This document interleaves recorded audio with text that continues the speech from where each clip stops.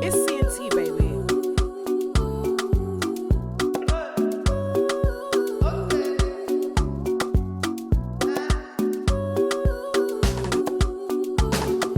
First of all, I want to really say Happy International Women's Month to you. It's a This month. is the month. Yes. I know we were supposed to plan the day. I wanted you to come for the day. Yeah. But listen, we celebrating women Oh yeah. all March. I want to ask you a question, yeah? Yeah. What is the most exciting thing about being a woman for you? Everything. I think it's just the best. Like, you just feel good. Like, it's exciting, isn't it? Like, just Love to it. be able to use your charm and, get your way around life. Do you know what? When I was asking myself this question, I was Yeah. like, what do I love being about a woman? Yeah. I think it's definitely like my feminine charm. Yeah, charm. I think women have a charm, yeah, that is like, if you know how to use it right, ooh, daddy, You're going to get what you you want. gonna get what you want. And I feel like as I've grown up, I've learned to tap into that it. more. Use it. Yeah. So how do you use your feminine charm? I feel like the feminine charm is about being. Ooh. Like, it's not trying. You just are. Or what if you're not? What if you want a bit more? If you want a bit more, Yeah. or to kind of like lean into it, if you're Yeah. not, if you don't have it or you don't think you have it, to lean more into it. Is Yeah. what you're saying. I think being aware of yourself. So when I go into a room, I'm aware of myself. I'm not just showing up like, oh, like sloppy. Like, I'm like, okay, we here. You showed up. Like, being self-aware, like, of yourself at all times. Like, tapping into that. Like, getting inside, not being outside. So when I walk in the room, I'm walking in the room like, pap, I'm here. I'm here. Hello, hi. I came for a reason. And you're gonna see me. You know what? Yeah, it took me a long time to walk into a room confident in myself. I felt like when I was younger, I had a lot of like self-esteem problems, and I was very much a tomboy. Like, the man them, they saw me like as one of them. All of them, man them. I wasn't like, oh, I would go out with Joyce. I was, yeah. If there was a fight, I'd call Joyce. That's what You're I was about that at life. school. Yeah, and I feel like sadly I boxed myself into there. So Yeah. it was very difficult for me to come into a room and be like, oh yeah, like, I'm the it girl. I'm the Did you have sexy brothers? girl. No, I have all sisters. Oh, wow. I think it might stem to maybe not growing up with a dad. Yeah. Maybe, I don't know, but I was definitely very hyper masculine. Right. Growing up, like, I was the man them. Do you know what I mean? I was one of the man them. But I feel like what made me really sad is that during school, I lost out on like having the girly experiences, like Yeah. guys fancying me and guys, wanting to date me at school and stuff like That never happened to me at school, to be honest. Really? No. Was you one of the tomboys as well? No, I wasn't one of the niggas. I was black. Oh, girl. Let's not in even a talk about white that. school. Oh, yes. Like, and two of my best friends were mixed race. So mixed race people, they're like, they get a blind, like, They're the it. they're it, especially back then, Back right? then. So I was like the dark one out of two mixed race girls, and like I was just getting overlooked. Guys will, smack my bum and like be all like disrespectful, but no, like, oh, Breeny. Yeah, publicly. Yeah, no. Yeah, they would never like be trying to date me. I felt like I got a lot of love. Yeah. Not a lot of love, but silently. Because I remember one of my friends, he's in jail now, free him. We went to school together and he was like, I really fancied you at school. I said, Really? excuse me? It really confused me because I was like, I thought you liked the mixed race girl. Right. And they were like, no, I really liked you. But they didn't ever like me openly. That is so interesting Yeah. because I was literally speaking to my friend like last week. She said the same thing about a guy that she went to school with that years later told her, no, I really liked you. She goes, I thought you liked my light-skinned friend. And he was Yeah. like, no, I liked you. It's like, okay, so what? Maybe it's good at the time. I feel like guys like what they are told to like. Oh, what is cool to like? What is cool to like, what's popular. They're not actually thinking to themselves like, am I attracted to this? Or is it just everybody's attracted to it, so I should be attracted to it? So I'm not surprised. But then us, we were made to feel like, okay, nobody like no one's checking for us then. Like, nobody likes us then. It was hard. It was hard. Being dark skinned growing up was very, very difficult, to the point where, you know, everybody was doing what they had to do to survive. Like, if you remember, it was bad. Yeah. But I'm just happy that I'm more in a space right now. But it's crazy because, speaking of feminine energy and everything, Yeah. first of all, before we even get to that, I want to wish everybody a motherfucking happy International Women's Month. Can I just say, I love women. Yeah. I love how strong we are. Not all women, y'all. Some of y'all are a mess, but you can't. Some of y'all are dumb. Some of y'all are dumb. But for the most part, I love women. I love my audience is 87% women. You got a big. Listen, we for the girls. We got the girls. We for the motherfucking girls. Yes. And I'm so happy. Who is your biggest woman inspiration? People always ask me this, and it's like, I feel so bad. Like, I don't know. Okay. Is it bad to say me? No. Talk your motherfucking shit. Talk your motherfucking shit and don't apologize. That's terrible. You are your biggest inspiration. I think so. Do you know what? Talk your motherfucking shit. Talk your motherfucking shit. Why are you your biggest inspiration? Because I know the journey. Like, I know I didn't pop up like this. Like, this takes effort and time and, you know, years and healing and work. Like, I didn't just come overnight. And I know me. I can't say that someone's my inspiration unless I know them. Do you know what I mean? So I think I inspire me. And I guess that's what gives me the confidence to keep on going. That's fab. You know? I wish I could say that about myself, but I feel like I'm still growing and evolving. That's what I feel like. I feel like most women aren't on their team. They're not on their side. Oh. They're not cheerleading for them. They're not rooting. They may say it like, oh yeah, but deep down, they're not on their team. More time than they're up. Oh, that's true. Right? That is very true. They're against themselves. And so what happens is it creates self-sabotage. Because you're moving forward, but in your head, you're like, and you're trying to move forward, and you're like, So you're constantly doubting yourself. And I think that's so toxic. I do have that. I do have mental doubt sometimes. I try to push forward. You're like, you're amazing. That's the thing. Like, what you've been able to achieve is like phenomenal. I can only. I'm just taking it No, in. don't be humble. Like, don't do this playing small stuff. Like, I need to play it small. No, like, yeah. You did that. And some people think it's ego. It's not ego. It's confidence. There's a difference. What's the difference? You know, ego, yeah. People that have ego, the biggest ego, ain't done shit. They ain't done nothing. So it's like empty barrels make the most noise. Yeah. It's those one that got the biggest egos. But those who have reason to boast, they don't. Why? True. Why? Why? I'm asking you. You're asking me. Yeah. They don't have anything to prove because they've done it, I guess. No, but it's not that. Okay. So if you've done it, then why didn't you, like, when I say, yeah, well done, why you put your head down? It's true because I've actually done it, you know. I don't know. I guess sometimes you don't want to... You don't want to jinx yourself. Not jinx yourself, but when people are like, oh my God, I love like saying, yeah, I did that shit. But I think there's two things. I don't want to come across as being boastful or arrogant, and I don't want somebody else to feel inferior because of what I'm doing. Oh, hell no. That's a them problem. That's not a you problem. And I hate that for you. Because why? It's true. Me shining should not, like, dim yours. That's, honestly... This industry has really taught me a lesson because there are some people in this game that sadly I've had to discover that they don't like me. Oh, welcome to the club. What I do. Welcome to the club. No, everyone's gonna. I didn't ask to be here. Okay, I don't want to be here. No, everyone's gonna like you, but who cares? It's true. Who cares? It's actually quite fun to be like, oh, this person doesn't like you. Okay, I don't even know you. Like, what is your business? Like, what is your business? I don't even know you. I don't give a heck. I don't give a heck. You know what? I'm loving you at the moment because I feel like you're in very much your. I said what I said. I don't give a heck what you feel about it. That's it. And it's interesting because we planned this episode. Yeah.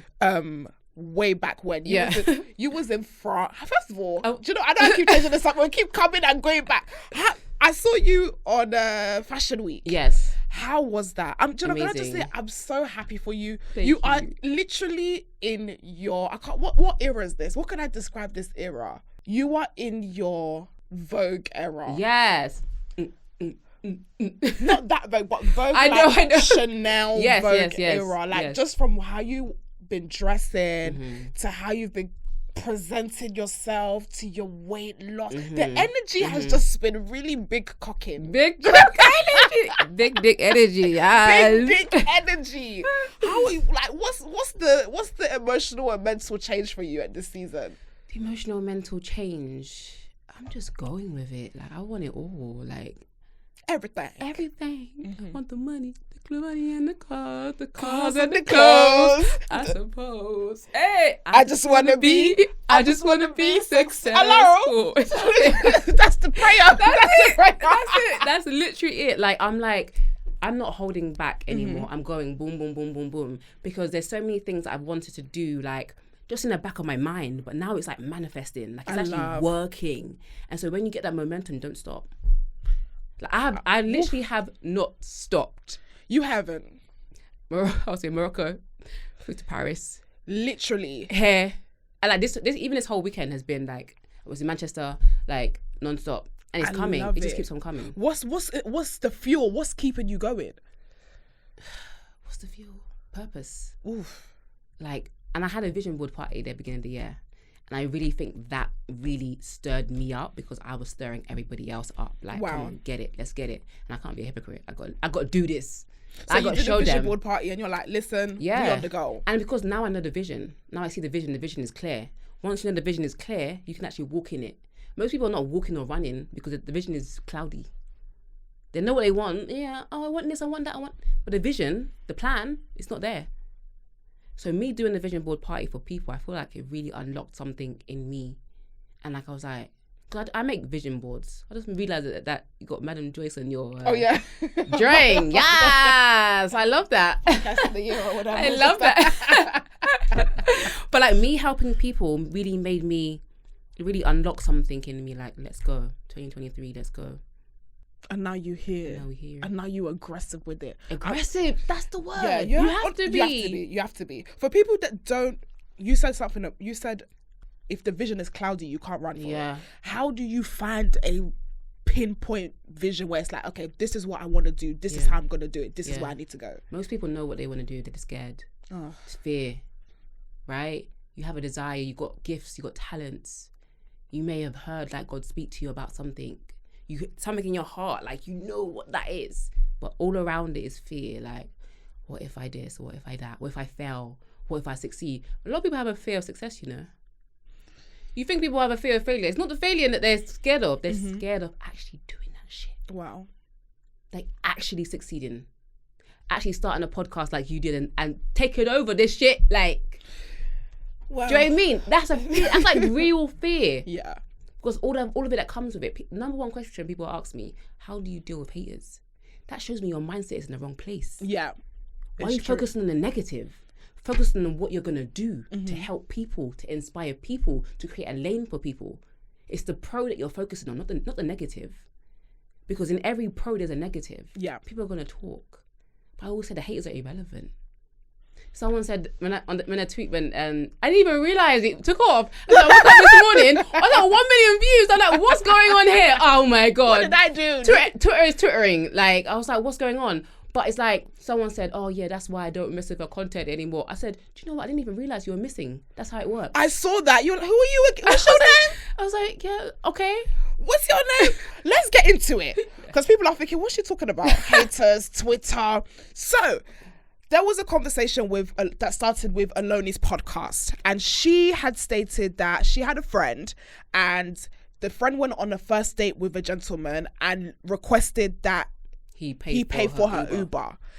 To which the man was basically, get your own Uber. He basically said, get your own Uber, or I can't do that for you. Take the train, take the bus, take a flight, walk. However you get there. I'm going to see you there. He said, I don't know how you're going to get there, but I'm going to see you there. And obviously, everybody was basically calling the man cheap, calling the man broke. But you had another side of the internet. Our good sister BreenyLee said, let me read it. And she went, you know, when people go in soft, she said, no, I'm going to go with hard and raw. I'm not going to, she said, and I quote, if you carry yourself like a princess, you wouldn't even need to ask for princess treatment. The reason why you're not getting princess treatment is because you're not a princess. Now, hold on now. What did she do to you? Wait. I was literally outside my house when I tweeted. It's like, I don't even know. It was just like, boom. Like, and I will always say, like, Twitter for me is not like a real place. Oh, like, it's not. I just say something and it just is what it is kind of thing. So when I saw the reaction, I was like, okay, well, people are hyping up now, whatever. But what I really meant is that a lot of people are pretending to be princesses. Like, you're not a princess. Like, you don't have that energy. So you're having to ask man for things. That's wrong. Mm-hmm. That's ill. I have to ask you for something? You should see me like and be like, yo, I want to treat her. She has that energy. Because I'm trying to understand this, because obviously I'm from a different generation. Yeah. I feel like it's a lot more difficult to get the princess treatment kind of thing, because men are just very much built different in my generation. Some women are getting the princess treatment though. They are. It's true. So what are they doing? So please educate me. Right. Let me know, because there's something you know that I don't know. Right. What are they doing though? Tell me. I don't know. This is a problem, right? And some people call me a pick me, and it's like, I don't really care because I don't really care. I know myself. But I've had like a different mindset shift recently, because if I was saying to my friend, if I saw this tweet like last year, I'd be like, that guy is cheap. That guy is he's not know your worth. I would have been like that. I would have been in the same train as the girls that were coming for me or whatever. Of course. But I realized that, and women don't want to hear that you're treated how you present yourself. And I'm not talking about clothes. Okay. I'm talking about you. The attitude of entitlement. It stinks. Some men say, like, it is, and this is the thing, if you want a man, like, and that's why I find the pick me thing interesting, because you're saying pick me, but do you not want a man? Or you want a girl? Like, what is it? Like, and it's like, if you want a man, then don't you need to know how a man thinks and sees things? Or it's like, I don't care. But that I don't care is coming from a place of hurt. You need to heal. And I feel like once I did my healing from my last relationship, I'm like, now I'm ready to hear what men are saying. Because before, they say something and I'll take it personal. Like, but you're broke. Like, but you're this, but you're that. But you. When you do your healing, you look at yourself and be like, okay, what am I doing? How am I carrying myself? Why am I not getting what I want? And when women don't get what they want, they try and demand it. We don't work like that. Men don't like that. I remember my brother-in-law, he had to check. He didn't check me, but he made me realize something. He said the girls that ask for everything get nothing. The girls that don't ask for anything, they get everything. And that's how he treats my sister. My sister's not out here doing, I'm a princess, da-da-da-da, I'm this, I'm that, I'm that, I'm this. That's ego. And that's a form of insecurity. And that's why I said the feminine is. She's not trying to prove herself. So when you see you're not getting certain treatment, yes, there are some guys that are stingy, but you shouldn't even be dealing with those type of guys. They shouldn't even be on the radar. But when you carry yourself as someone that has that energy that draws you in, like, I think in the social media age, and women are not going to like this, women are just thinking about themselves. I, get me this, get me that, get me this. If you like me, you get me this. And it's all material. An Uber, you don't have to pay for my Uber. When a guy's got me an Uber, he wants to get it for me. I have to ask you. So what do we really want? And that tweet came from the girl that was saying the girl went on the first date with a guy that got her Uber. Calm, normal. She didn't even have to ask for it. Like, calm. Fab. After that, she went on a second date with someone else. What happened to that shows me you're serial dating. Like, you're trying to get some transactions. So I thought that as well. So then don't get mad when there's also a transaction. Then he requires something from you as well. Because if you're dating from a place of you actually trying to find somebody, the interaction may be different.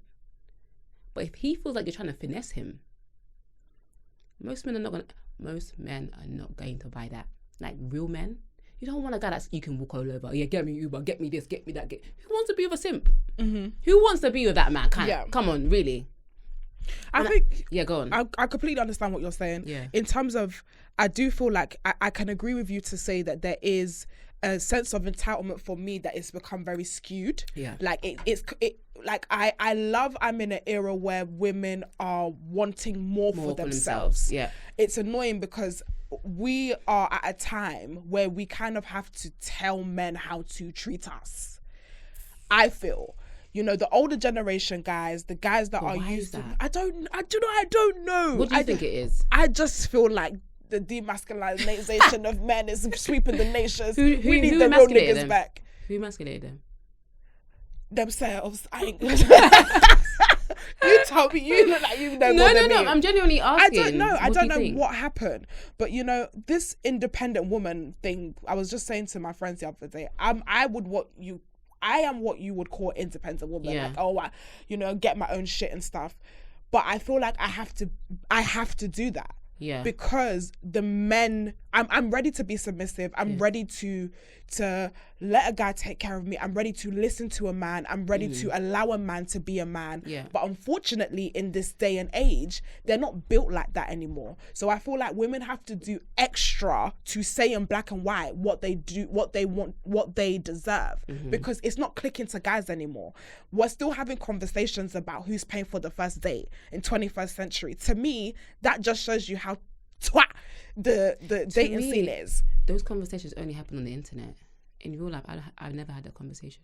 But then I think it goes to the type of caliber of men, which is the problem. It's not. If you're dating guys from Twitter, expect that shit. It's true. What You're the right. hell? No, but and I also feel like if a guy genuinely interested in you, there's nothing that he won't do. If he genuinely sees a future with you, but you also have to ask yourself, what are you doing? Because you have to remember, not all women want to be in a serious relationship. Some women just want to date. Yeah. And that's what that girl kind of sounded like. She's just out here dating or whatever. But if you have no intention, men are not going to be intentional with you. They don't have to. So you don't believe in multiple dating, hoping to find the one? No, I don't have a problem with as in dating with intention. If you're dating multiple people, I kind of have an issue with just for the sake of it. Okay. It's just, to me, that's unintentional. It's kind of what you're going to get out of that is going to be confusing. It's going to be you're going to be confused at the end of the day because you don't have an aim. And I'm very purposeful about things that I do. If I'm dating with intention. If I don't have any intention, I'm not wasting people's time. Because I'm going to meet guys out here that I want to settle down and be like, oh no, I'm just trying to be a city girl, just trying to be a baby girl. No. And that's how he can get hurt. It's not only women that get hurt, men also get hurt. You know what I mean? But I think when you've been hurt, you automatically just say men are trash. Yeah. Because you've been hurt, right? And equally, when men get hurt, women are trash, right? But when you actually heal, you're actually able to see the opposite sex clearly, and you're not painting that person with the brush from your ex. Yeah. So in terms of going back to what you said, carrying yourself like a princess, in your definition, what is it to carry yourself like a princess? I think knowing your worth and having standards. But this is where it gets tricky because women think having standards is, he's got to pick me up. He's got to do this. These are expectations. They're not standards. Standards are things of how you want to be treated, how he makes you feel. Expectations, preferences, like getting an Uber, these are preferences.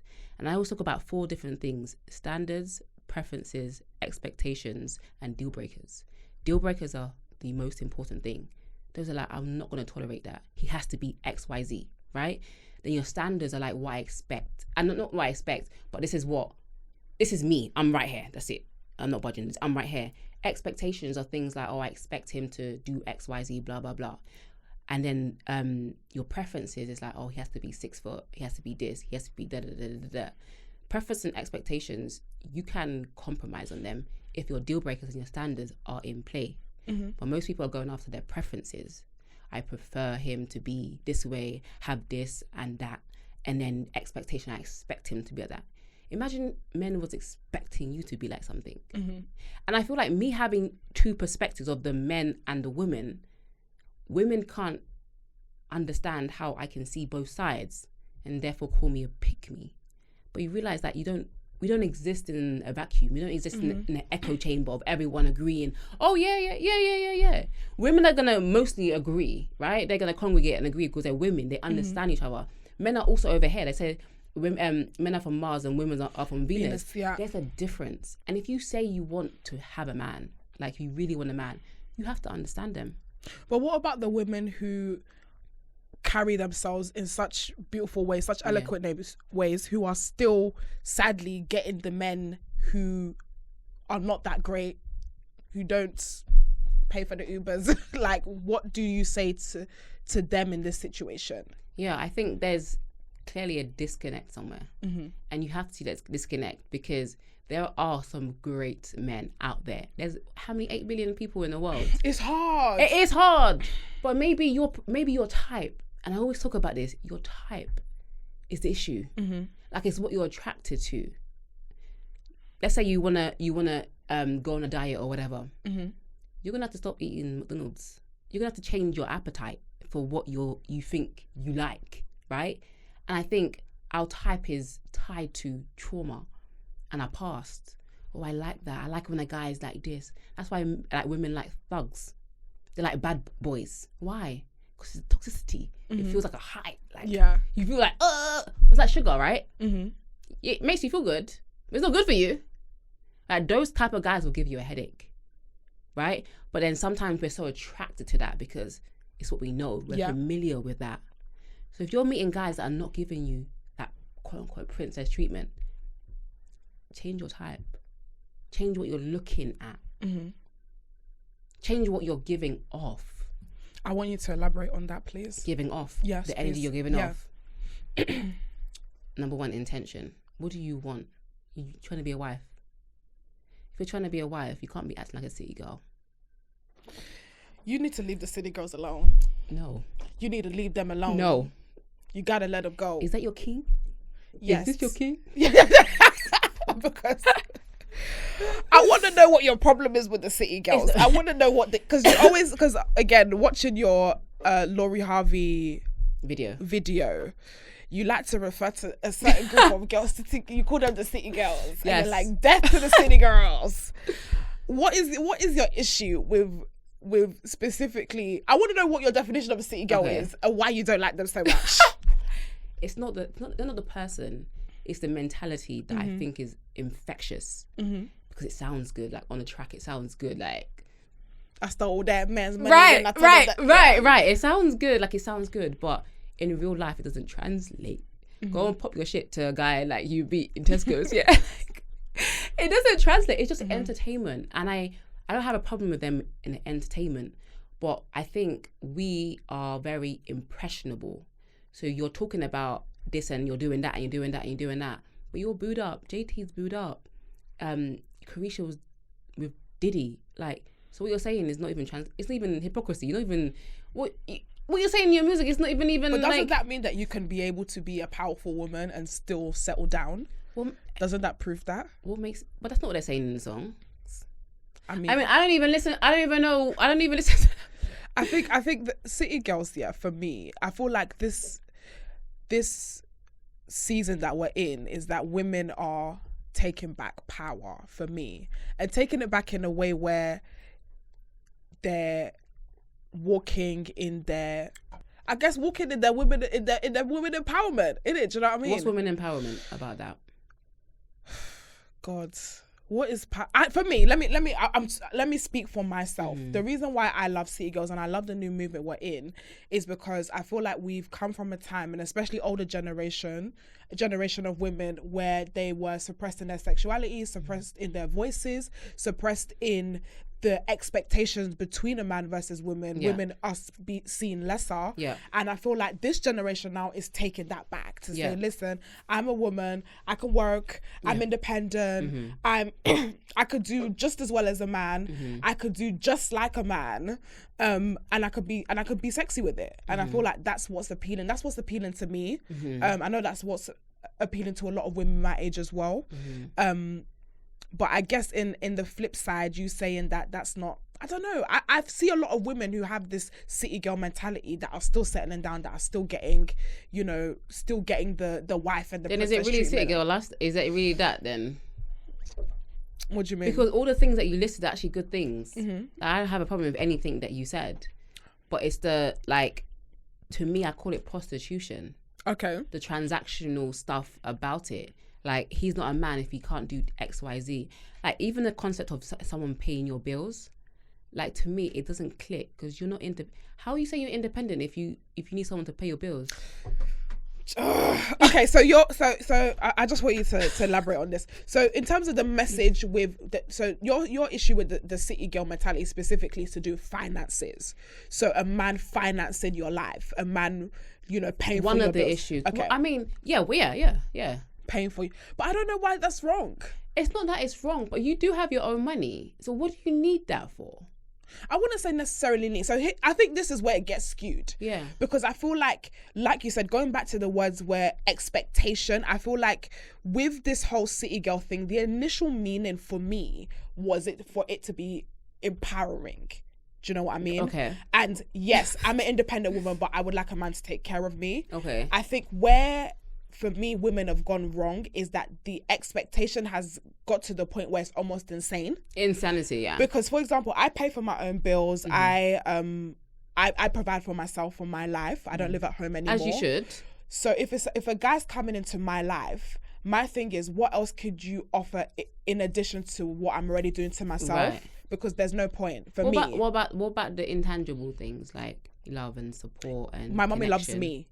My mommy loves me. Oh, so you one of those ones? I don't need no man. No, it's not. I don't need no man, but I feel like there needs to be more for me. What would you want? What would you want him to do? I definitely want. Of course, love is definitely a factor. Mm-hmm. Having companionship is definitely a factor. Having somebody you can trust is a factor. Having someone that can support you in all aspects, not just financially, but emotionally, you can vibe with, you can grow with, you can create memories with. Yeah. But I sincerely feel that if someone's going to be worthy enough to be called my man, it's not just because you're making me laugh or you're saying, oh, you look cute, because those stuff can be contained outside of a relationship, outside of a relationship. Okay. So the title of you to say, in my prime years, for me to say in my prime years, I'm leaving, I'm with this man, I'm giving up my prime years for this man. Oh, you can't just be telling me that you love me. What do you need? In terms of finances? No, as in like, anything. You've named all those good stuff, but it's like, it's a factor. But what do you need? What's the rest of it? What's the rest of the cake? For me? Yeah. Oh, as me as a woman? As you, yes. Oh, so you're asking, what do I bring to the table? No, what you need. What do I need? Because you're saying that, oh, that's nice or whatever. What he brings, like emotional support, someone to tell you that you're fine or Bring whatever. money on top. Bring money on top. Okay. If you're a successful woman, and I'm not saying that you should go with someone that is broke. Like, that is not my MO at all. No way. Like, at all. But what is the obsession with money? I just want to know. My thing is this. You said, if I'm a successful woman, why do I need a guy with money? Yeah. And I'm saying, as a successful woman as 25, why do I need a man, period?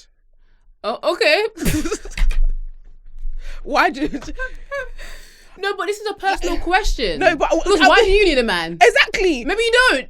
No, do you know what? I would love to be with someone and settle down. The point I'm trying to make is this, I can't speak for anyone who's a lot older than me and is looking for things like marriage and stuff like that. Yeah. But if you want to be called my man, these are my prime years. As in, I'm never going to look this good. Okay. I'm never going to be this fine. Oh, Lord. If you want to be my man, you want me to leave the game. As in, all the boys, oh, Joycey, baby, you want me to leave them to come into your space. It's not, I love you, that I'm going to be just collected. Bring the money. Are you ready to get married? Not yet, no. Okay, that makes sense. I'm not yet, but I would, if God said it's time, Joyce at 25, and I found the right one that was able to look after me in all aspects. Yeah. God, thank you, Jesus. I'll be happy. I'm not complaining. Yeah. But for now, my thing is, I can't just be with somebody that can give me stuff that I cannot obtain by myself and to obtain outside of a relationship. Girls are tired of good dick and banter. Good dick and banter, good dick and banter. That's all the boys are bringing these days. We're fed up. I can see, obviously, when, women are getting older and they have different... It's because you're young. Yeah, because and you know what? I'm never going to be 25 again. That's what I'm saying, city girl mindset. And that's why you're looking at me judging me. No, I'm not judging you. I was 25 last week. Yeah. But you think like... Let us young girls be young. Live, and you will learn. Oh. Like, if you don't want to hear, you will feel, as my Caribbean mother would say. If you don't want to hear, you must feel. And this is the thing, like, when you come from a place of experience and a place of wisdom, it's like people feel like you're judging them. Mm-hmm. And it's like, especially like your age group, you guys don't want to hear nothing. You guys ain't trying to hear it. You like, it's like you like the echo chamber of like, oh yes, yeah. But it's like, just give it time. Like, I'm not going to convince you. I think my thing is this, and this is why I think I love my generation. Yeah. And as much as you're not for the city girls, one thing I love is the fact that we don't deal with the things that your generation dealt with. You know, I'm 31, right? Yeah. So your generation. I'm the same generation as you, babe. You're Gen Millennium. I'm Gen Z, so I'm Gen you're Z. Gen Z? Yeah, I'm Gen Z. So you're Millennium, I'm Gen Z. So you're slightly in a different time zone to me. Really? Yeah. Okay, we know that. Very slightly. But I think when you had women in your generation that were that obviously their focus was marriage, and they married very young, for the most part. I've got 2 older sisters, and they got into relationships really young, and you spend the younger times of your 20s when you're supposed to be finding yourself, and when you're supposed to be finding what you like, settling down very young, and then you find in the adult years, by the time you're in your 30s, divorce. That's what's happened. Yes.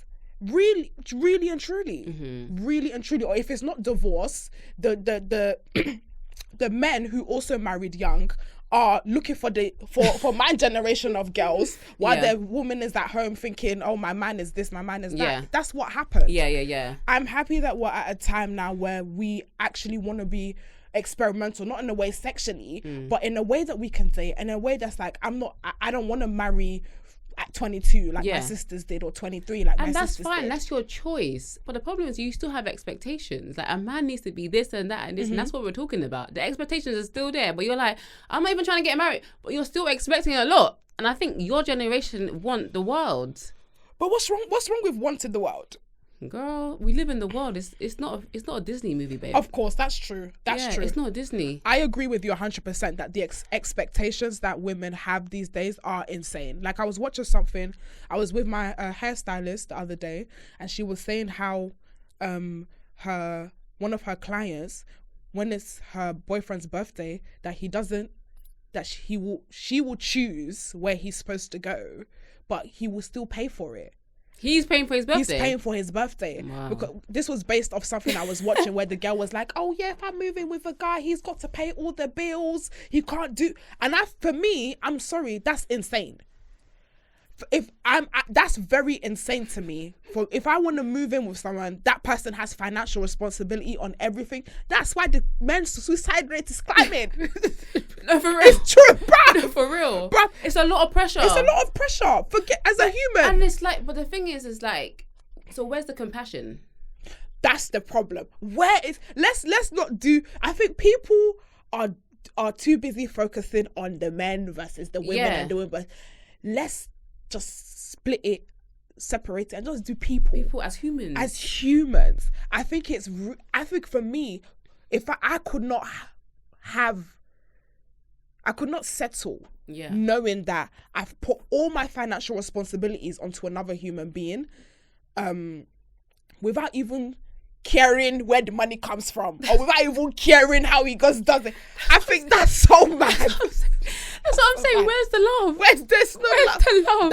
That's when I'm like, girls, you're doing too... Now some of the girls are doing too much. But again, the structures of what it is to be a man and what it is to be a woman have definitely changed. Obviously, people still want that traditional, I want my man to provide for me. Yeah. And... But the times have changed. It just doesn't fit like that anymore. Unless you yourself are completely a traditional woman, meaning you're not going to be working anymore, you're going to be raising a household and everything. But times has changed, but people still want that. They still want that, but that why? Structure. I don't know.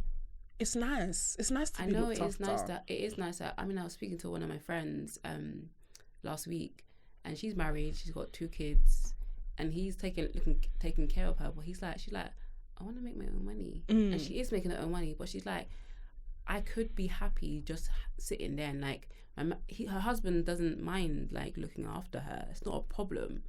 But where's your own purpose? And a lot of people glorify this like stay-at-home mom. Like, it's not even a stay-at-home mom, because I don't think they don't even want kids. They just want to be pampered and looked after. Mm-hmm. And I think the reason why I guess I come across quite strong against this, I'm like, what about your individual purpose? Mm-hmm. What about you as a woman? We're speaking about International Women's Month. It's not empowering to be waiting on a man to give you a handout. Like, do you get it? I agree. Like, we're talking about female empowerment, but then on the flip side, we're talking about, oh yeah, he has to pay me this, and that's the contradiction of the city girls that I'm like, make it make sense. Mm-hmm. I have a problem with them, but the message doesn't make any sense. But it sounds good and it's catchy. Try and implement that in your real life and see how far it gets you. It honestly, it doesn't work. It doesn't work. I'm It going to be doesn't. honest. It took me not that it took me a while, but it took me having experiences where I tried to, oh yeah, a guy has to do this, has to do that, and try to put it in front of a guy, and then you realize how crazy you do sound. But I want to ask you something, because as much as we love the city girl movement, well, I do. I love the city girl movement. But is there a right way to ask a guy for things? Because I'm really finding the guys that you're talking about, where it's like, oh, they're just gonna feel your feminine energy and feel that you're a princess. They're not around anymore. But this is what I've learned, right? You think that they're not around because when you're in a mental state, you surround yourself, you attract and you surround yourself with people that are also in that tapped mental state. Once you heal, and that's why I'm so big on healing, once you heal, your options open up, because now you're actually able to see men as a human being. We're not relating to people as human beings anymore. It's, okay, that's the attitude, like, that's what I said, where's the love? But once you're a loving person, once you're a kind person, an open person, once you're emotionally available, and I spoke about this in one of my videos, I realized I wasn't emotionally available. So I was attracting these waste men. Because I'm there to play games. Like, I'm gonna get what I want, but at the end of the day, I play a man's game, I'm gonna lose, and I lost. So I'm like, okay, wait, this is the math is not mathing. 1 + 1 is equaling 3. Why?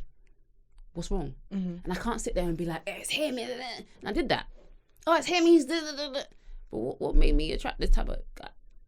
He shouldn't even be on my radar. That's when I realized it's you. And so when I tell women it's you, I'm telling myself it's you. And so accountability is so powerful, because once you're sitting on Twitter and you're blaming this guy and this guy, you're staying in the same spot. You're not making any progress. Do we want to make progress, or do we just want to hear the same opinion over and over and over again? Agreed. Do you not want a different perspective and be like, and try it out? Some women are pretending to be princesses. So how do we not pretend? I'm still trying to figure, obviously, that out. What you're saying. How do we walk in it? How do we walk in it where we are in a place where we receive the love and we receive the behavior that we deserve from men? It starts from healing. A lot of us are hurt, and it's hard because you're like, I don't feel hurt. Have you processed the ending of your last relationship? How do you feel about men? If you say you want a man, how do you feel about them? You can't hate them and want them at the same time. That's very and true. So when I see all this rhetoric on Twitter, it sounds like you hate them. Agreed. A lot of women are angry. They're very angry. And rightly so. You probably was hurt. And I have compassion for you. Don't ever think I don't have compassion. I'm a woman. I've been hurt. But I had to let that hurt go. I had to heal. Come back and be like, healing. That's your responsibility. It's nobody else's responsibility. And that's where the accountability comes in. I'm hurt. What do I do with that hurt? Do I spew hatred towards men on the internet? Do I call every woman that backs men a pick me?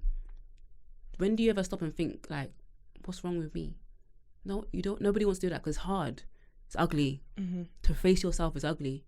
And my work and what I do on YouTube is always about facing myself. That's why I share my stories. I'm not trying to sit on here or stand on here on my soapbox like, oh, I got this figured out. Like, that's not the energy at all. I'm like, sis, I've been there. I know what it is.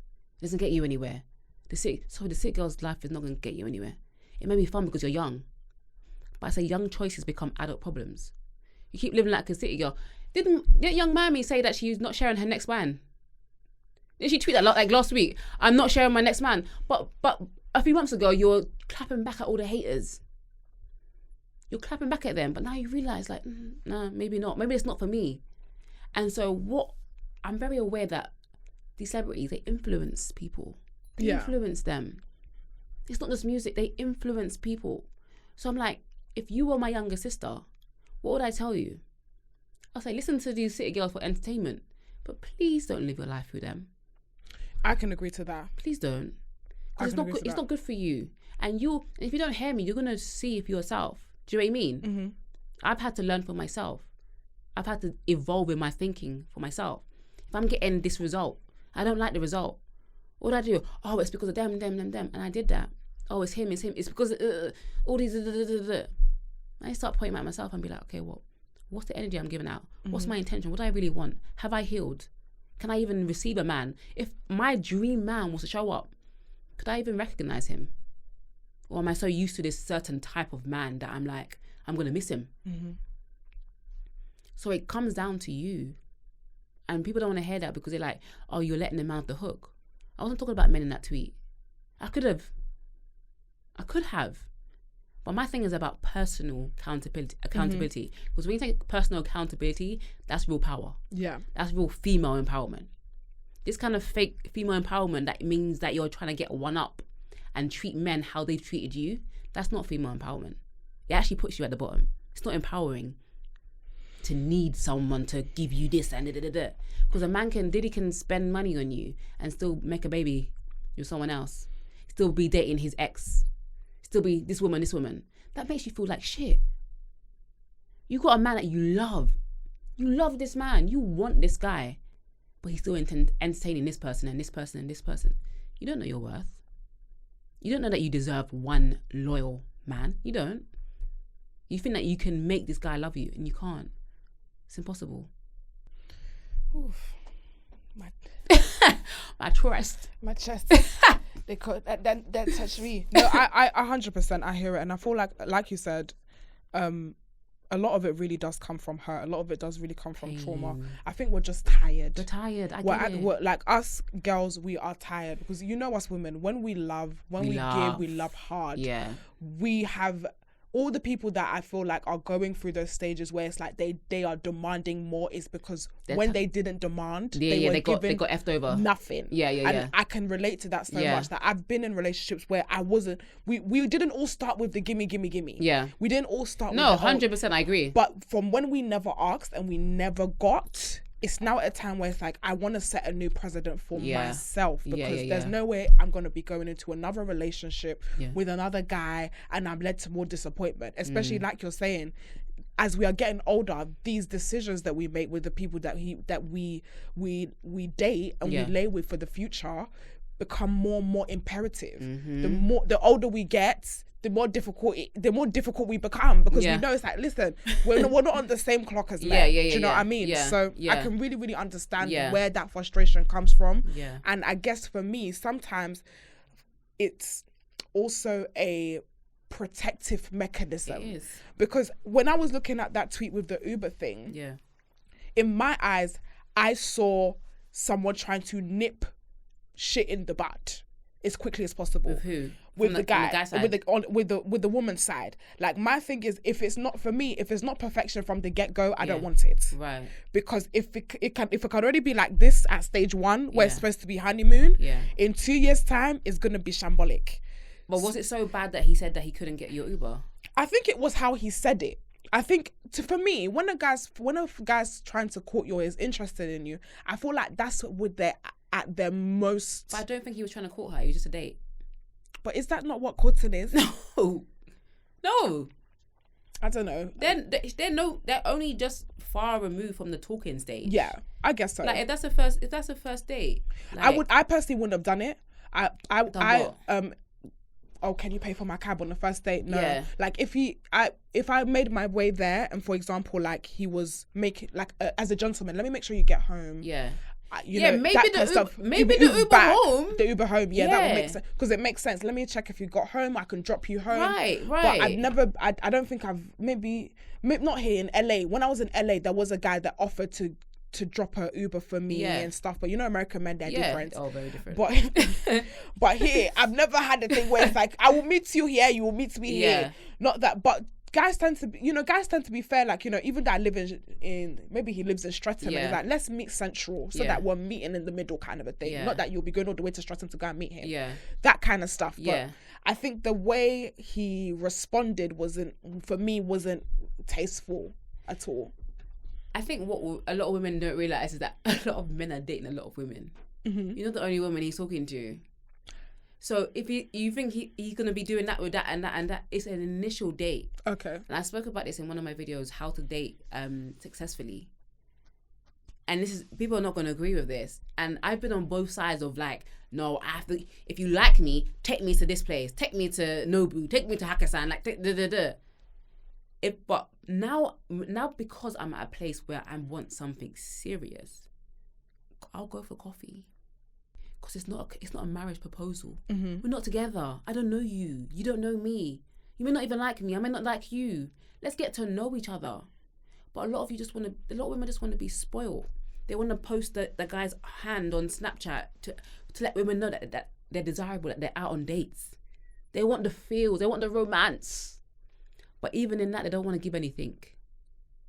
So that's why when you're dating unintentionally, you're going to stumble upon people that are like, pay for your own damn Uber. Again, I'm not the one or the two. I don't know. My mindset's a bit different that, but then again, I am quite spoiled in terms it's expectations. I want to say it's expectations. I just feel like for me, it's value of time for me. Again, isn't it both ways though? To be honest, however he feels about it, that's his business. I live in my own world, so I'm gonna speak for myself. My thing literally is, I feel like if a guy wants your time, it should, and a guy's trying to fight for your time. He's not fighting. He doesn't know you. Fighting in terms of there's other people that want my time as well. Oh, okay. Maybe he doesn't know he's fighting, but in my mind, there's Bobby wants my time, Jeffrey has my time. Baby, there's only 12 hours in the day. Right, okay. Do you know what I mean? Yeah. So if somebody wants my time, it needs to be an experience that is worth my time. And it's definitely not coffee. I have a coffee espresso machine in my house. Thank you. So it has to be worth your time. For me, it has to be worth my time. What if you actually like him? Then he gonna make the time worthwhile. Wow. But if I like, the thing is, who knows, I could end up liking the guy who offers the coffee. Yeah. But if you never know if you don't go on a date.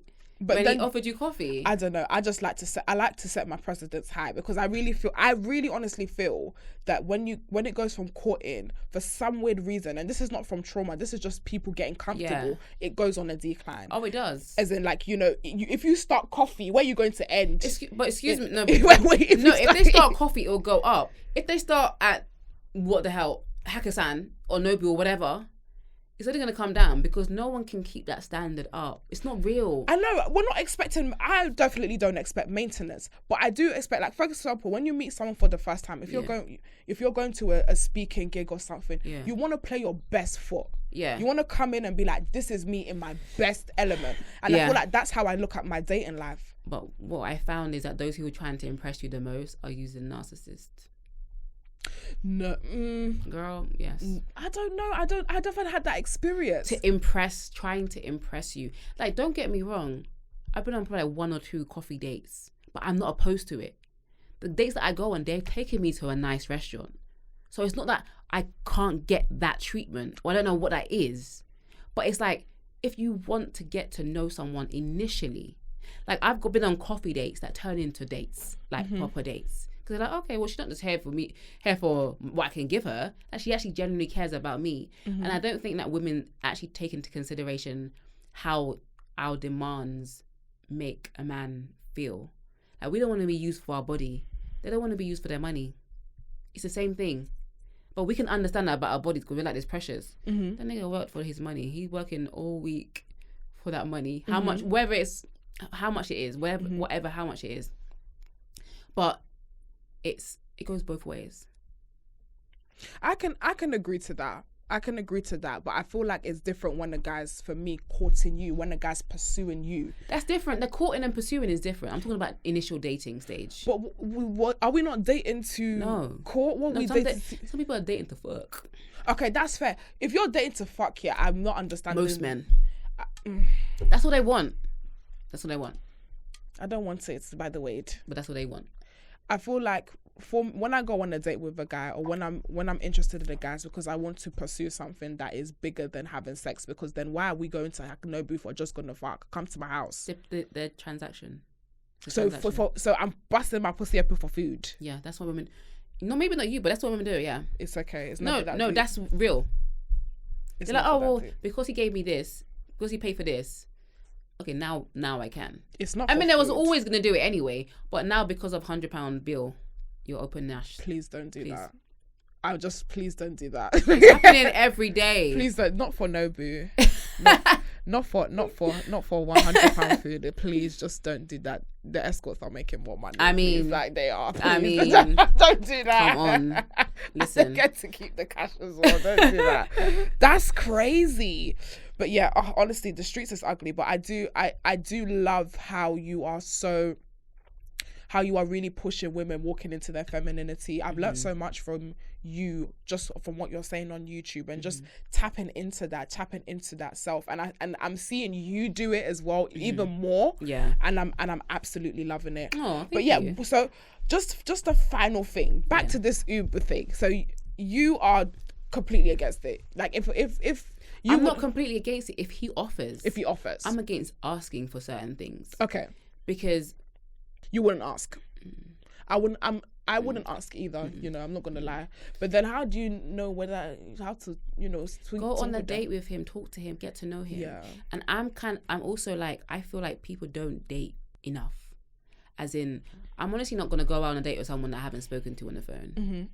I need to know who you are. Agreed. Are you crazy? I need to know your mind. Did you follow Kevin Samuels? I need to know this. Did you follow Kevin Samuels? I need to know this. Because you can follow him to his grave. If that's the case. Well, Andrew Tate, like, are you following? Is this your mindset? How do you see women? It's true. I need to know you. It's not about, I can buy my own food. I actually hate dating, as in the sense of get dressed up, sit in front of a person, talk. Really? We can do that on the phone. I'm 31. I've been on enough dates. It's okay. She said, I'm not hungry anymore. I'm not hungry. There's rice at home. Like, there's literally, I could eat at home. I'm not about this, like, date. And I understand some women haven't had that experience, so they want to date. But if you're intentionally trying to get to know someone, talk to them on the phone. FaceTime. See, they're not crazy. And then you deserve my presence at the table where I'm sitting like this. Do you know what? I don't want to say at your face if you're boring. That's true. Do you know what? I feel like it's so important for a man to show effort. I don't feel like FaceTime is effort. I feel like take me out somewhere nice, show me an experience. That will come after the FaceTime. After the talk, yeah. Okay, I guess a couple FaceTime talks. Yeah. What's a couple to you? As in on the phone, it depends because we're busy people. I'm not always available to go on a date like 3 days later. It may be 2-3 weeks. Okay, yeah. Whenever the date is set for, we're gonna talk prior to that. And we're going to Shard. To Shard. Yeah. Listen, I can't speak. I'm gonna speak for myself. But you be speaking to a guy that's his wave. Yeah, you need to. He's got Shard money. You got to be speaking to someone that got Shard money. Because I'm sorry, yeah. I was looking at the census, like the UK census, and it says about, if you're talking about the black households, about not up to 10% are making over 60k a year in their household. 60k. That's not even 6 figures. That's not 6 figures. So I want you to know that majority of people are not 6-figure niggas. Just let's be clear. Let alone, what's Sweetie say? 8 figure. That's my type. That's my. Listen, we were singing it. Enjoy. In the UK, it's not here. Like this is statistics. Yeah. Let's not push men that don't have money to force them for you to live a lifestyle that City Girl is living with her multi-billion pound boyfriend, billionaire, whatever. it's very, very, very delusional. But can we also talk about the guys that are like drug dealers and trappers? I love them. And I love them. The guys that do fraud. These guys' money, they got money. They spend it on you. Do you know why? Because they stole it. It's not theirs. It's not their money. So don't feel privileged. Agreed. Agreed. So because you're dealing with these type of guys, now for when you meet a regular guy, he may have money. He may be on 60K. But it will nothing compared to this how much money these drug dealers are making. Yeah, and they won't just fling it like this. Yeah, they fling it. An average guy that works hard for his money is not flinging money at you. He's not buying you Chanel on the first date. He's not. I agree. I agree to that. They're very stingy, in fact. But they will love because they work for it. When they invest in you, it's not first date. It's not second date. This may not even be 3 months into a relationship. But when they love you, when they open their heart to you, there's nothing they won't get you or try to get you. That's very true. I feel like women, and again, it really comes down to the hurt and the heartbreak. Yeah. Women want to see off the bat what you're on. Yeah. I think how men are is like, let me see what you're about, and then I will, bless you. You're both trying to see. You're both trying to see what everyone's trying about. to suss each other out. The guy's scared because he's like, okay, she might be a gold digger, even though you don't have any money. You don't have any gold, but don't have any gold, but okay, I don't want to see if she's a gold digger, so I'm gonna be clutching my coppers until she proves to me. And the woman is like, I don't want to waste my time on this guy. Is he just trying to fuck? I want him to show me with material stuff, whether he likes me or not. Honestly, at this point, guys, more of the story, we're all fighting for our lives here. We need intervention. We need to go on a 21-day fast, and we need to pray for the nation. Thank you. Not pray for the nation. We need to pray for the nation. I mean, pray for yourself. Pray for the listen. We have to do intercessory. Pray for the nation. Therefore, it's CNT, baby. Don't forget to subscribe. Don't forget to subscribe, yeah. Subscribe. Don't forget to subscribe. Don't forget. So guys, first of all, before we introduce our guest, I want to say that the live show is going to be coming very soon. We are having a release sale soon, but before that, I want you guys to make sure that you use the email subscription. What do they call it? Mailing list. So there's gonna be a mailing list that you guys at this moment right now need to sign up for the mailing list. When you're on the mailing list, you will get first notification of what's a guan in the Bumba Clot live show. Listen guys, this live show is going to be the best live show anybody in the UK has ever seen. Period. Like, I'm telling you, the plans, the production, it shits on anyone you can think on. It shits on them. Wow. I'm sorry if you're my friend, but it is what it is. There she go. I'm sorry if you're my friend, but my live show is gonna be better than yours. Okay, because we are trying to change the game to what a live podcast show looks like. Yeah, I'm tired of people sitting down on stools and having conversation and blah de blah de blah, yawn. We can watch that on YouTube. When people come to this show, they are going to have a motherfucking experience, and that's on period. That's on period. Oh my god, why did I not do that? That was a good rhyme. What? Experience period. Yeah. But guys, without further ado, I would love to introduce my guest. She is a blogger, a vlogger, a social media personality. To be honest, she's actually mother. She is mother. She's been in the game since 2013. We have seen her grow and evolve into a woman of wisdom, and her pep talks all over the years have helped thousands of women level up and know their worth, including myself, honey. Without further ado, I would like to introduce mother, none other. Hey! It's BreenyLee in the motherfucking bizzle, mother. Love it. How are you? I love that. Amazing. I'm so happy. Listen, you are literally OG. Like, and one thing I love about you is that you are OG that is still on top, because some of the OGs there didn't make it, and I love them, but they didn't stand the test of time. And you are definitely a woman that have stood and stand dead. Thank you. Yeah, stand dead. The test of time.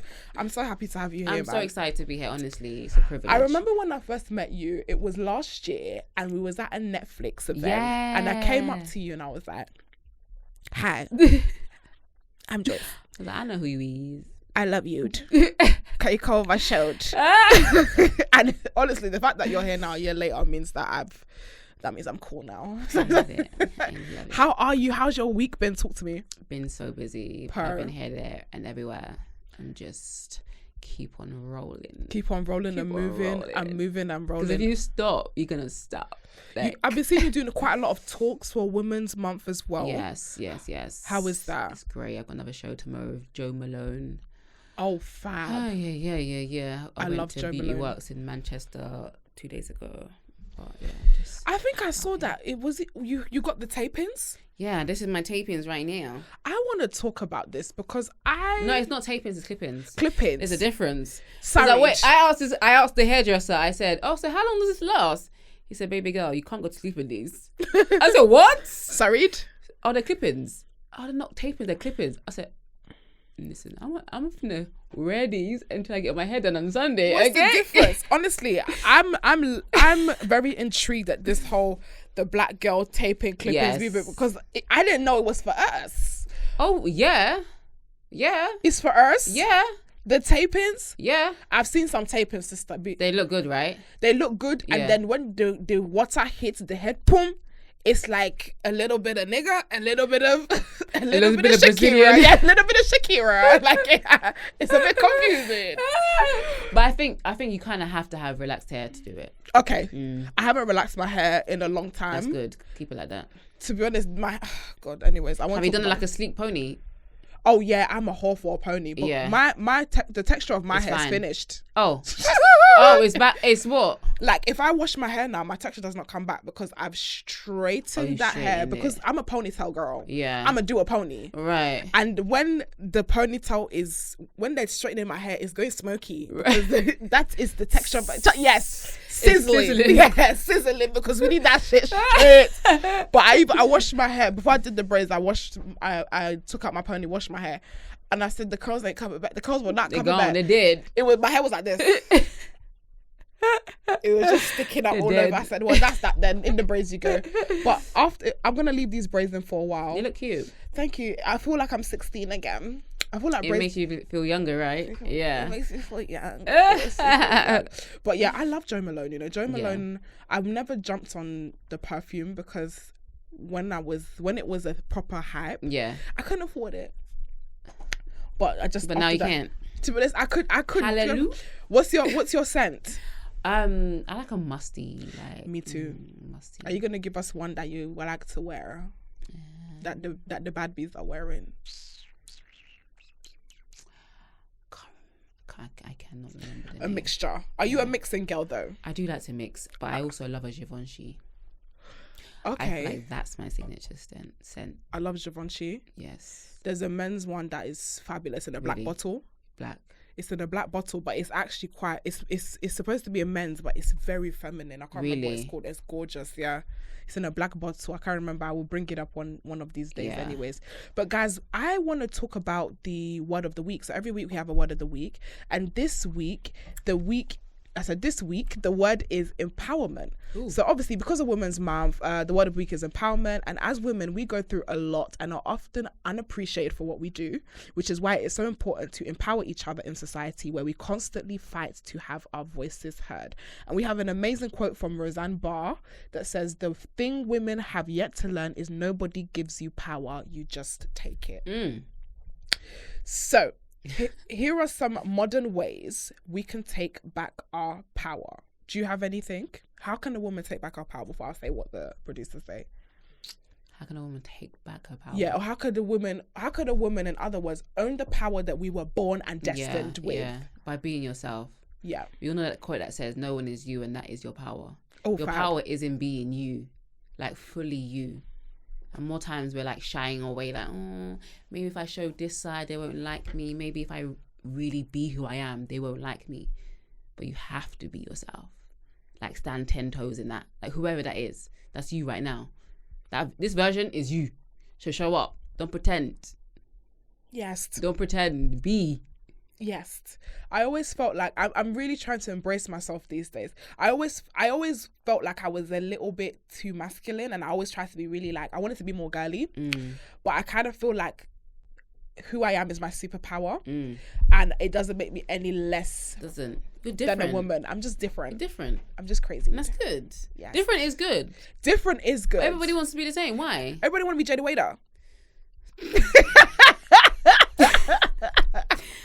And that's wild, but I get it. Like, for every generation there is a it girl that everybody wants to emulate. Who was your it girl in your time? Who was it? Maybe Kim Kardashian. I think it was Kim. Yeah.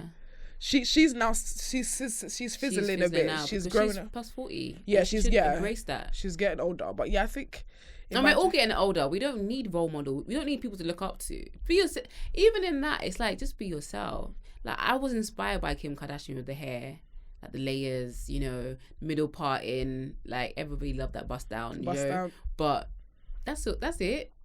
You can take a little influences. Yeah. But trying to emulate somebody, yeah, scary. Girl, find your own identity. Even on TikTok, have you seen the impersonators of like Kylie Jenner and stuff, where they have like they're like impersonating them, like lookalikes. They have like lookalikes, and they'll be pumping their lips.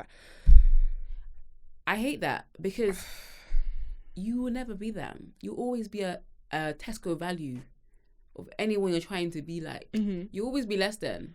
Be yourself. Be you, because there's no one else that can take that place. Agreed. Own it. Agreed. I 100% agree. And here are some other ways that you can take back your power. So stand up for yourself. Women are often expected to be people pleasers, told to smile more and be submissive. This is why it's important to stand your ground in situations where you have to defend yourself. It's better to be labeled a bitch than a doormat for unappreciative individuals. Yes. Your voice deserves to be heard. How do you feel about Absolutely. that? 100%. I agree to that. I love 100%. that. 100%. I think it is hard for us to have a voice and stand up for ourselves and really tell people who we are and what we want, right? And how we expect to be treated.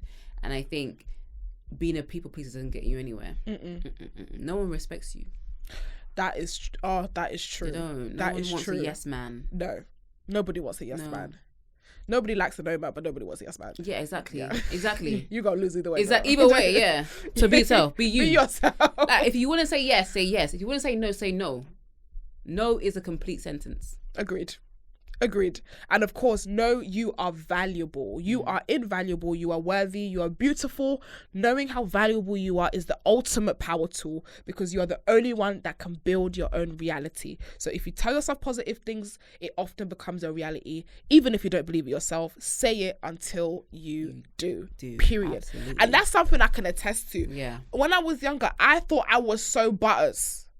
I've had really bad self-esteem because, like you said, growing up as a dark-skinned woman, and we wasn't the desired woman. Yeah, it was very hard for me. And on top of that, being very tomboy, I used to tell myself as a joke, and it's so sad when you think about it. I used to tell myself as a joke that I was peng. Like, I used to say it for banter. I love that. It's like, as in, like, I'm saying it because I don't even give a fuck. I'm paying, but I used to say it because I was being stupid, and I thought, if I'm just joking, like, I know I'm not paying, but it's funny because it's like a juxtaposition. Right. Because I'm so ugly that it's a juxtaposition. Oh, until one day I started believing it, and I'm like, shit, girl, you kind of fine. That speaks to the power of the tongue. Literally, like, you are what you say you are. You are. 100%. So from there, from me saying I'm beautiful as a joke, it became my reality, and I started believing. I'm like, I'm actually that bitch. Yeah, love that. Big fucking pussy purr. But yeah, know you're motherfucking valuable. And yeah, so that's it, guys. So that's the word of the week: empowerment. And you know what? Yeah, I think one thing I want to say, because we love talking about, I love Women's Month and I love women. Yeah, most of them. Some of you, trash. I feel like it's important to not only highlight about how we have to fight, like, you know, men and this and that. Let's start empowering ourselves within our own communities as well, within each other, because I do really feel, and nobody talks about this, that a lot of times it's women knocking other women down. Let's talk about that. It frustrates me, because this Women Empowerment Month happens every month, but we want to skim over the fact that a lot of times men are not the problem. It's the girls. Yeah. It's the girls against one another. The girls are pulling each other down. The girls are the first one to shoot another girl down. If you look at the comments, section of a fiasco, it's usually a bunch of women calling another woman a bitch, calling another woman a this and a that. If we're going to talk about empowerment, can we not just talk about it when it pertains to men, but let's talk about it in our own communities and in our own environment. If you are passionate about the well-being and the mental, physical, spiritual well-being of a woman, then embody that in every capacity, not when it just becomes a man versus woman thing or this and that, because we only rally together when it's against someone else. But within our own communities, we are tearing. This one's wig. This one's this. This was this. Picking this them one, apart. This, the competition. Girls, let's not be fake. Let's not be fake. Right. That's all I have to say. Anything to add to that? No, I think it's definitely a conversation, because we talk so much about, men and women and whatever, but some girls aren't for girls. They're not. They really are not. I remember I was looking at Uche. She's a makeup girl. Influencer. The most gorgeous human being. Perfection. Yeah. Somebody in her comments was like, "Oh, what do you use to slick her edges?" A random girl came to her comments. I was like, she doesn't actually have any edges, but you can use the what's your problem? What's your problem? Was like that kind of stuff grinds my gears. Unneeded, unnecessary, insecure, envious. You pray against it, because it's not cool. It's wild. It's very wild, and I see it very often. Women dragging other women down as soon as they get the chance to, because they feel inferior to them. That's the real pick me. That's the real pick me. Because for what? For why? How does that make your life any better? It doesn't. By pointing out something about someone. And the thing is, like, okay, we ain't got edges, so what? Like, we're not perfect. Yes. I mean, I got my edges, but yeah. But you may not have other things. I'm actually bold, but it's another. Y'all know I got some shit. Y'all know. Anyways, that's not conversation up there. But it's like women are like people that are insecure. Women that are insecure, they will find anything. Like, you could be perfect, like, and because you appear to be perfect, they want to find that one thing. Yeah, it happens to me all the time. It's really sad, and it's just not needed, guys. It's not needed. Let's show each other love. That's why I said I'm for most women, because some of y'all I can't be for you, and that's the honest truth. I can't be for you. Yeah. Cocktails and takeaways. Okay, guys, we are going to move on. We're going to play Win or Bin. So you guys already know the name of the game, but our big sister here, she needs to get into it. So we are going to give you a topic of conversation. You're going to tell us whether it's a win or a bin and why. Easy peasy. So, win or bin, rekindling old friendships.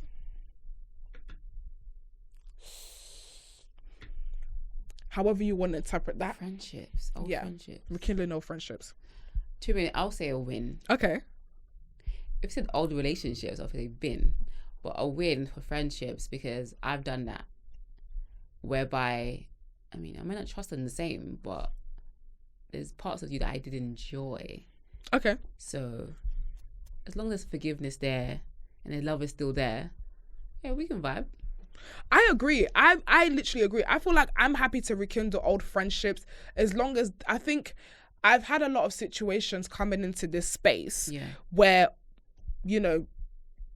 people from my past life before I started doing social media have tried to crop back up, and I'm questioning their motive behind trying to rebuild that friendship. Yes. Like, funny enough, I had this recently where an old friend of mine who I knew before social media, we stopped speaking, and I believe we left on petty terms. Yeah.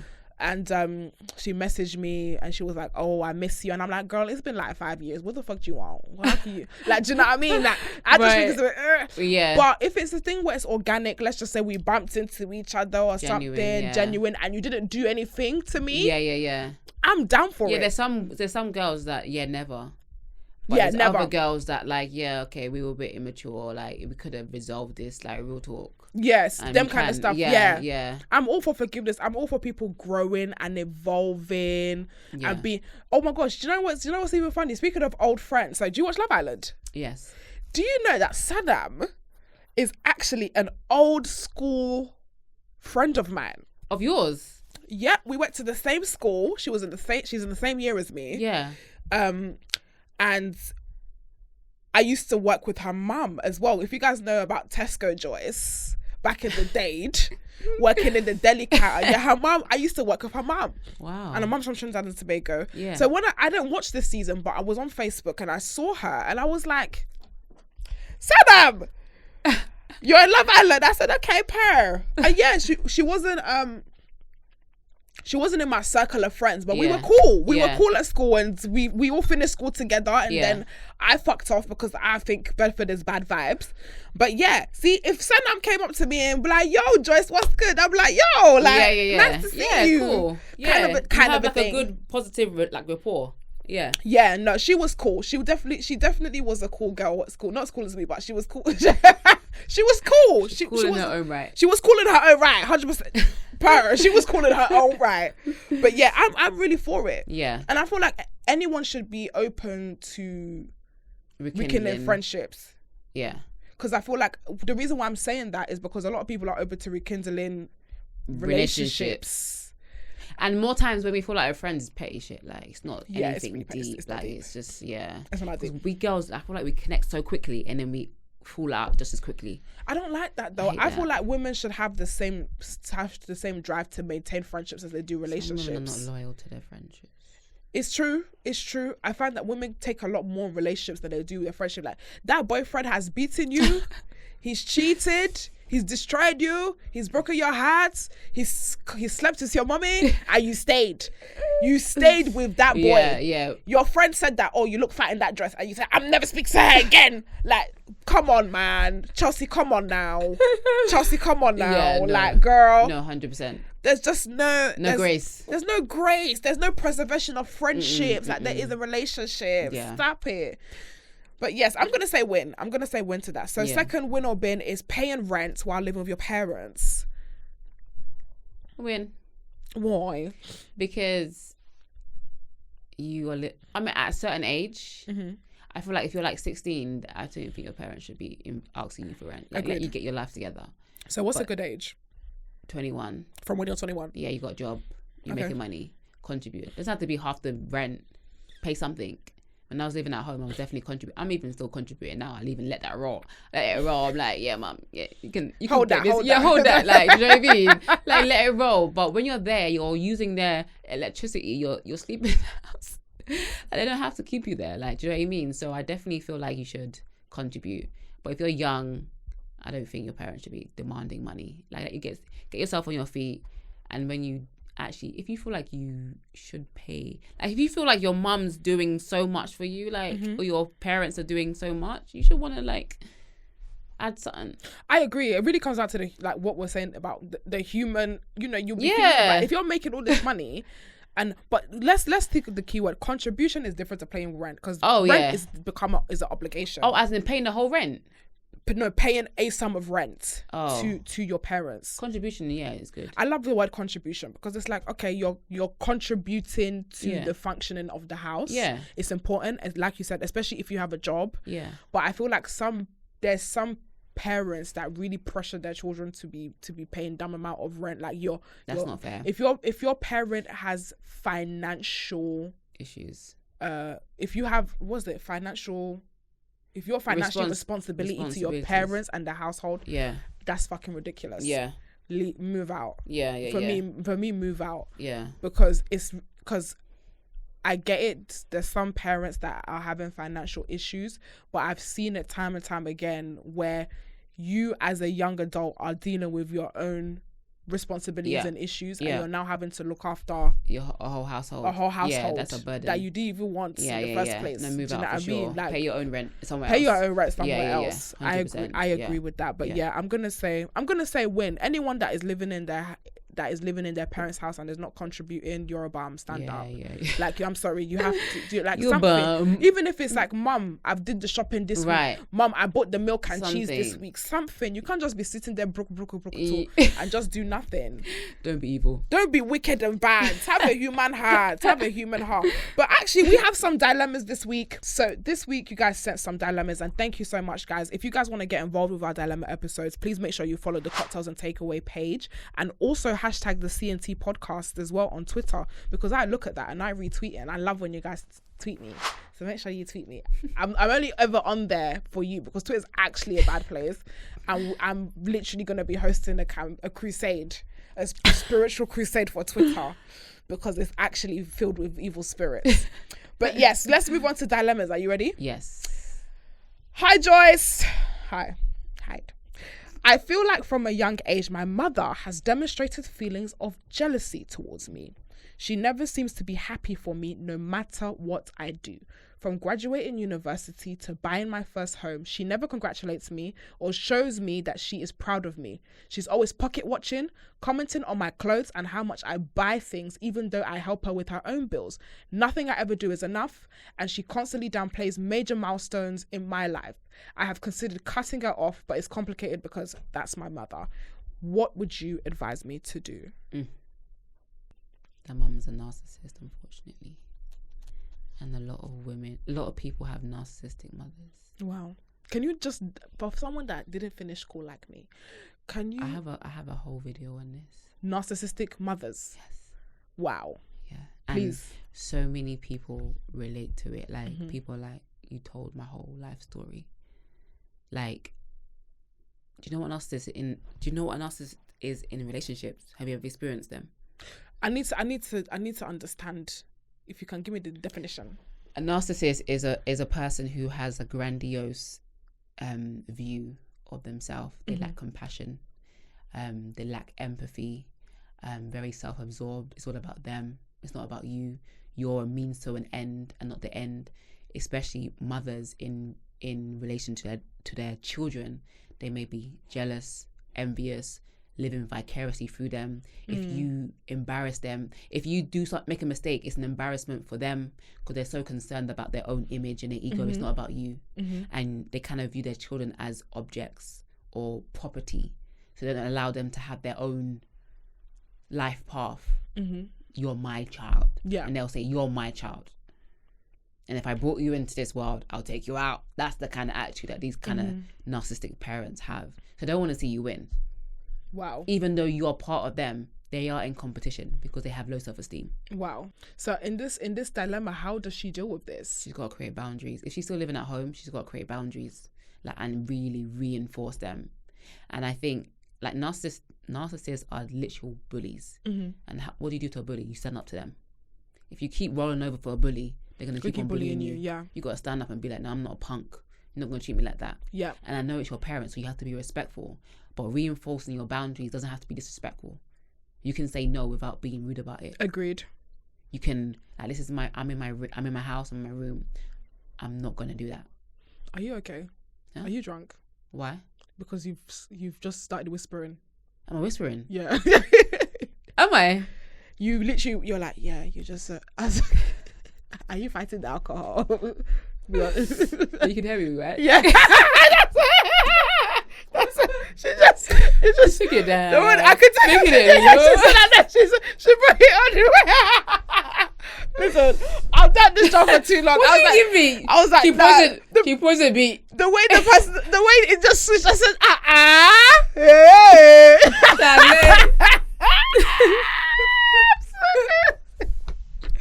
But yes, create boundaries. Okay, create boundaries. Even though you're living in their house, like there has to be boundaries. You have to stand up to them, and if you can, move out. You don't want to, like you don't. And like what she said about like distance yourself with narcissists, you have to do no contact. There's a lot of children with narcissistic parents, they don't talk to them. That's really sad. And for normal people that have normal relationships with their parents, they're like, oh, but that's your mum. No, but if someone is constantly dragging you down, like making you feel like a certain way, you don't want to be around that. Agreed. If you could choose your family, you would not choose that. Mm-hmm. That's not what you would choose. So you need to create those boundaries if you're living at home, but also make a plan to move out. Agreed. And go no contact. Because you can be banging your head against a brick wall. Ultimately, pray for them. Yeah. But narcissists, they're always going to be. And I feel like sometimes it's really annoying because when you have parents like this, your first response is to constantly try to prove yourself and try to do things that will make them say, hello, notice me. Hello, notice me. Hello, notice me. Yeah. I think you need to relinquish that feeling of wanting to be praised by your mum, because just understand she's never going to give it to you. No. And find that happiness. It's sad. Yeah. It's the reality. Yeah. Find that praise within yourself and be like, I don't need my mum to pat me on the back and tell me well done. Yeah. I can receive that from myself yourself, or from other people that round me, or from God. Like I feel like that's the issue here, because it's like nothing I ever do, I've done everything, I'm successful, I bought my house. It's not enough. Don't prove yourself. Yeah, you don't have anything to prove. You don't have anything to prove anymore, my good sister. But big good luck to you, man, and I hope you do amazing. So next one, dilemma number 2. I'm pretty sure my husband has been watching porn behind my back. He tries to instigate phone sex multiple times and has asked for raunchy pics. I sent him once in some sexy lingerie, but deep down, I'm not comfortable doing that with him. I feel like the porn almost replaces what I should be doing for him, and I'm not sure what to do. Need to see a sex therapist. You need to go to therapy. Yeah, agreed. Couples counselling, because he's got a sex addiction. Oof. Just like that. That's what it is. Oof. And you'll never be able to satisfy him. Mm-hmm. And like she said, she's doing things that she doesn't feel comfortable with. Mm-hmm. When he starts to encroach on your boundaries, you got a problem. Yeah. Like a big problem. Mm-hmm. That's not cool. So you need to encourage him to get help, because it's not going to get any better. You can't feed the beast. Yeah. And an addiction is a beast. You can't fulfill it. Agreed. And I feel like a lot of times what's really sad when it comes to men, porn and sex addiction is because overly sexual men have become so glamorized that it's normalized. Not glamorized, but normalized. That it seems in men's community that sex has no boundaries. Right. That you can do, where, when, how. And there's nothing wrong with it. There is boundaries. And I feel like it's very, very, very concerning. I was looking at something on Twitter the other day, and there was a guy who brought up, there's a sex app that you can track every time you have sexual relation. This guy sometimes masturbates 6 days a week, sometimes twice a day. And the whole calendar shows all the days that he's had masturbation every single day, sometimes 7 days a week, sometimes twice in a day. For me, that is insanity. Right. That's not normal. And that should never be normal. Somebody masturbating every single day. That's if a woman was to do that, we'd be like, what's wrong with you? Yeah. But because it's men, it's like, oh yeah, men are sexual. Yeah. Ridiculous. No. There was a conversation that I saw on the internet where there was today actually, where some woman said that she was dating a guy, and the guy she asked the guy what his body count is, and he said 1,000. 1,000. That's normal. It shouldn't be in any capacity. That's an addiction. In any capacity. What are you doing with 1,000? No. How many of them were bad bees? That's a sickness. That means you'll smash anything. That means you'll just be boinking whatever has a pussy, bruv. That's butters. Ew. That's class. That's classless. That is classless behavior. How many of those 1,000 people were bad bees? Can you see? Like I agree with you. I think most men need to have sex therapy. I feel like a lot of men go through trauma pertaining to sex. Yeah. A lot of men were sexually abused and molested because they were grown up not to be a victim. They don't understand how they were victimized. Yeah, or they feel like it's empowering for men to sleep with women. But it's disempowering for women to sleep with men. Yeah, agreed. So for that age, they're like, oh yeah, you slept with your babysitter. Oh my God, yeah, you're doing something. Yeah, oh yeah, big up you at 7 years old. Like, babe, come on. It's not okay.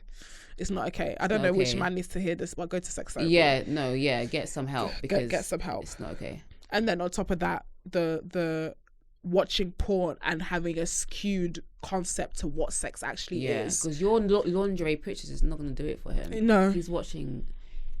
When sis is doing split on the dick and doing helicopter in the air, what can your lingerie pictures do? Nothing. Don't like.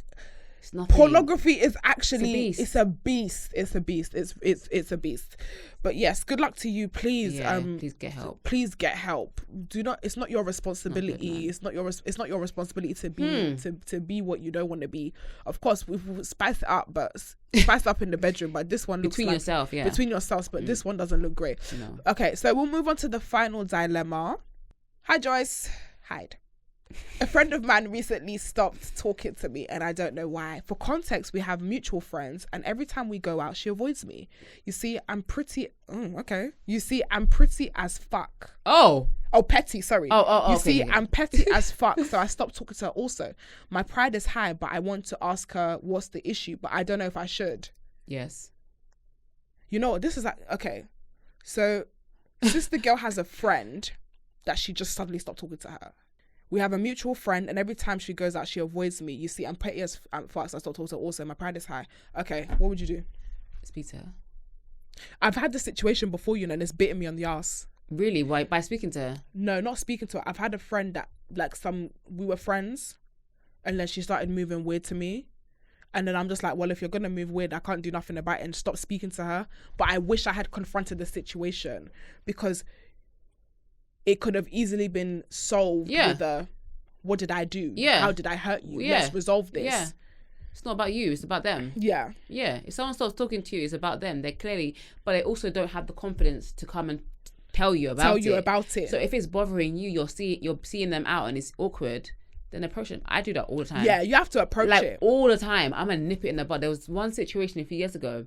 This girl stopped talking to me. Like, we were in the same industry doing the same thing.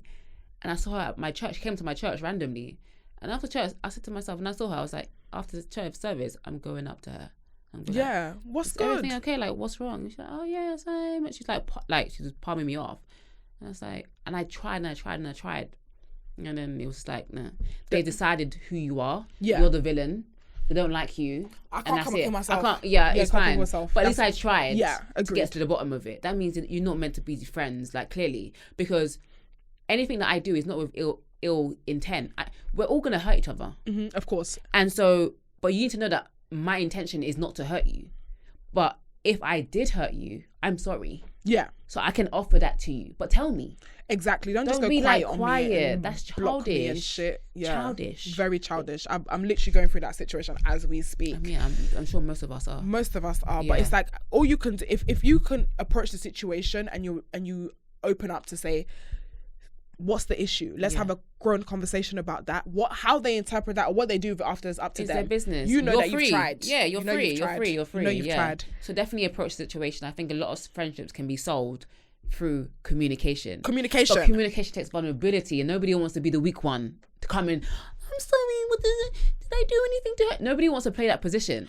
Do you know what? Yeah, I've learned to sometimes for your own peace to play that position. You have to, because honestly, I hate the feeling of going now and there's problem and people are questioning the awkwardness, the elephant in the room. I can't sit in it. I hate it. Especially if we've been friends. Yeah. Why does it need to be that? It doesn't need to get deep? to there. It doesn't need to get to there. No.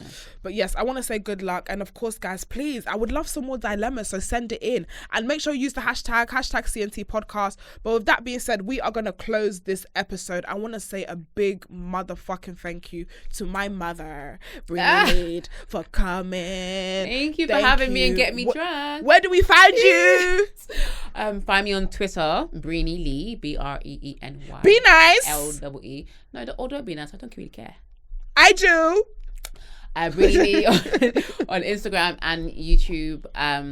I've got a lot of things coming up, so make sure you are subscribed. Yes, make sure you subscribe. I'm going to put it in the description box. And of course, it's been another episode with a beautiful bad girl, and we're going to be back next week with another bad boy, a bad girl. And with that being said, we are motherfucking out. Power! Woo!